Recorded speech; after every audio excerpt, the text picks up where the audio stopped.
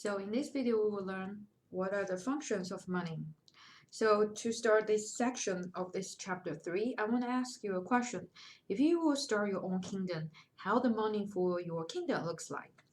So in another way, if you just random pick item, how will you know that item will be considered as money? So that's why we're going to learn the functions of money. So those are the basic properties of money, which means if you can find any items that satisfy the function we're going to learn, you will consider that as that will be considered as the potential money for your kingdom. So first, let's look at the first function of money. So that is called the medium of exchange. So to understand this function, we have to starting from why we create money. So back to the old time, 500 or 600 years ago. So we have an economy called the barter economy. So one without money in which goods and services are exchanged directly for other goods and services. In other words, so back to the old time, if you are the farmer raising chickens, and you want some cows, so you want to eat the beef instead of keep eating chicken.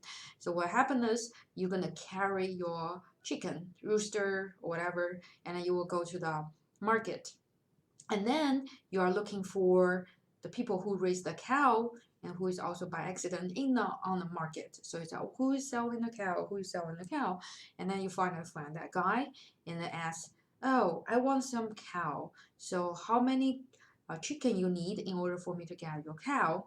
So you can see the whole scenario is like a comedian, some TV show.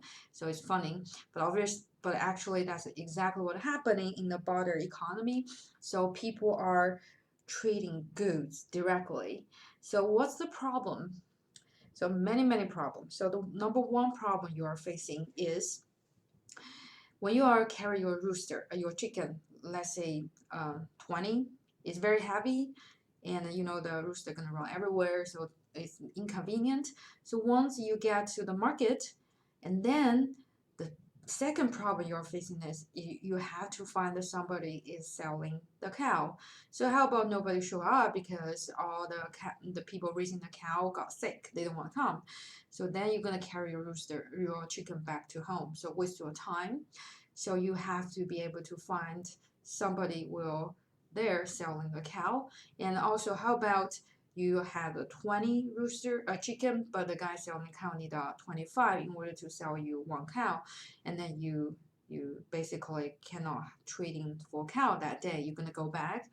So it's very convenient. I don't want to keep developing this story because it's just very inconvenient.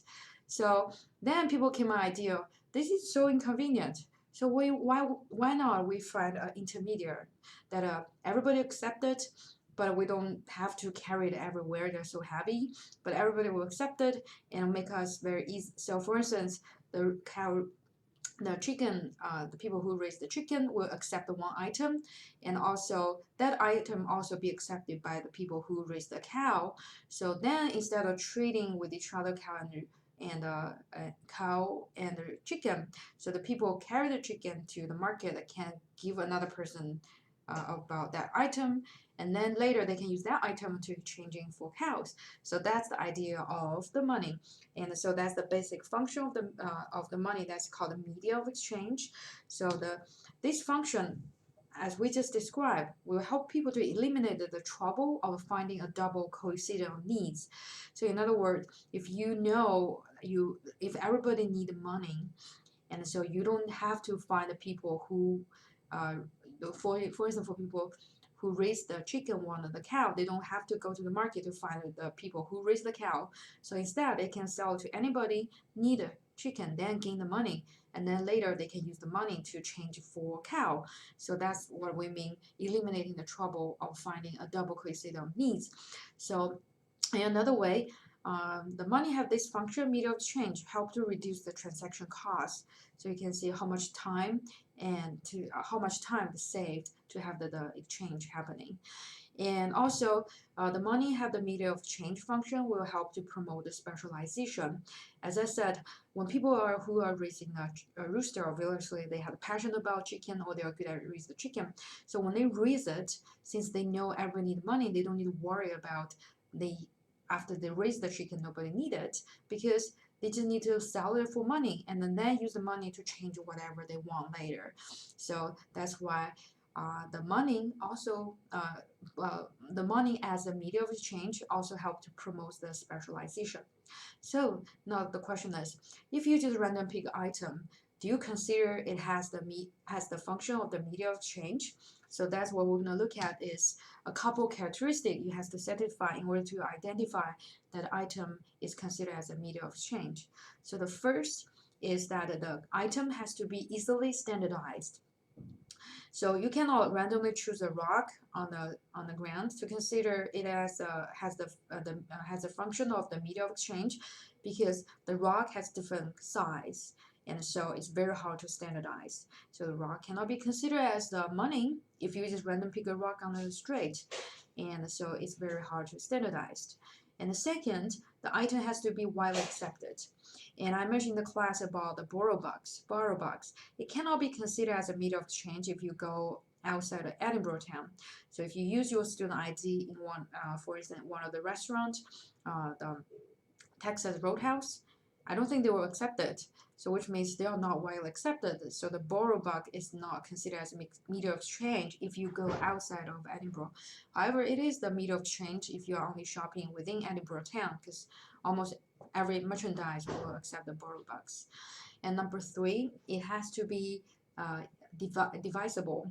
So which means you are very easily to find exchange. If you give $1 and you can get a quarter bag or dime bag, so it has to be very easily to it has to be divisible, which means it's very easy to find exchange. And number four, it has to be easy to carry. As I said, nobody wants to carry a huge bag of rocks or carry 20 rooster or 20 chicken. So that's why the rock and the chicken never can be the medium of exchange, because they are very hard to carry. And the last one, it has to be not deteriorate quickly. So nobody will choose banana as the money, because it will deteriorate very quickly. So usually it will go bad within a week, for my experience. So that's why it's very hard to find item that will satisfy all five characteristics. So if you can find items satisfy all five characteristics, so that item will satisfy the first function of the money. So it is can be money, but we also need to check the next two properties or next two functions. So being a money, it also has to be able to consider as a unit of account. So what does this mean? So let's look at example. So let's see on the market we are selling three different items. We have three different items. So cow, chicken, and a shed. So on the market we're using different way to measure it. Let's think about the barter economy. So they said they had the price. So one cow is worth 4 chickens. And then one shed is equal to 4 cows. So now somebody can say, okay, I'm gonna buy a shed using chicken. So then what is the price of the shed in terms of chicken? So for the student who is good at math, you know, okay, it's a 16, 4 times 4 is 16. However, for the people, not everybody good at math. Keep in mind the reason we're creating the money is try to facilitate a transaction. If we have so much math involved, I don't think people will accept it as a way to facilitate the transaction. So in this scenario, what we see is, so the goods is priced under different units and it creating confusion. So this is a very simple case. We only have 3 items. So how about we have 1,000 items? Or if you look at Walmart, they might have 10,000 items. So it will make the life so complicated. So instead, we are using the money as a unit of the account. So which means everything will be measured by money, such as dollars. So rooster, $2, a cow, and $50. A share $100. So then you will very easily to convert everything to dollars. So this way is considered the money has a function called the unit of account. And so the unit account is used to measure the value in the economy. Again, this function will reduce the transaction cost. So you don't need to spend time on the market to calculate one shed equal to 16 chickens, or sometimes you will have calculation error. Instead, you know the share will be worth $100. So that's much easier. So this is the second function of the money. So if you find item satisfy media exchange and union of account, you are 2/3 away, you are 1/3 away from finding the real currencies, a real money.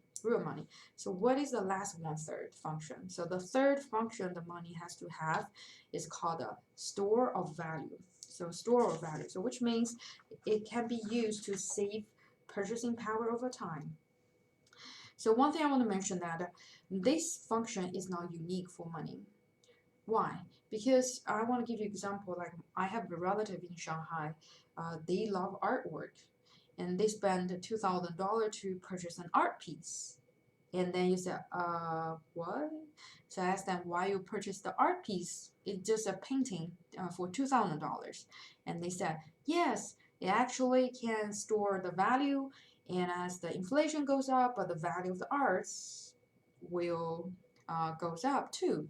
And I said, how so? Because you purchased $2,000. If you really need money, and you can sell it 2 years later, it will become about $3,000. So obviously, the art piece can store the value. And also, beside the art piece, the house. So you buy the house, also you store the value, and the stocks, bonds. So they all have the function as a store of value. So now you're going to ask me, what's the difference between money and all those other assets? So the main difference is the money is the most liquid of all assets. So what does that mean? So if you think about, if you try to sell a house, so usually take a month. If you good luck, a couple weeks, but on average take several months to sell the house. So it's really hard to sell and buy. So that considered as less liquid or illiquid. And also, if you think about the art piece, so my relative has to find the right buyers who really want to buy that piece and also want to pay the price they are thinking it's worthy, $3,000 after 2 years. So it's really hard to sell and buy. Again, this is will consider as illiquid. However, money, if you give somebody money, they will take it. And so money is widely accepted, which means they are very liquid. So that's why money is the most liquid of all assets.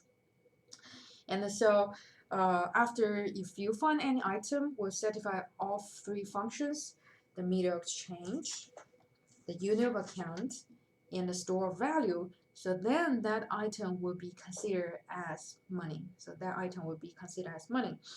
And so once we come back from the class, and I would give you a couple more examples and ask you to practice what can be considered as money and what cannot be considered as money. So the last part of this video, I will talk about the slides. So I had a couple students ask me that why your version slides are different from my lecture version slides. So what I want to see is your version has all the core information you need. So which means the key concept will be on your slides. So the only difference from mine and yours is mine have more example and more pictures. And then you're going to ask why you don't put the example on my slides. So the reason is I try to catering to different students. So the example I give you guys, some students say, oh, that's a great example. Some students say, I already know it. So instead of putting on the slides, and I want you to actively listen to lecture and write down the example you think it is helpful for you. And also you can put down your thought next to the slides. So that's why I keep saying I already upload the slide before the chapter starts, so that you can print out. So during the lecture, you don't need to write down the concept one more time because it is on your slides. So what you need to write down is the examples I give you during the lecture or on my version slides, if you feel those examples help you understand the concept, you should write down on your version so that when you prepare for the exam, and you will be able to use them to help you to refresh your memory and help you to understand the difficult concept. So that's the end of this video, and I will see you in class.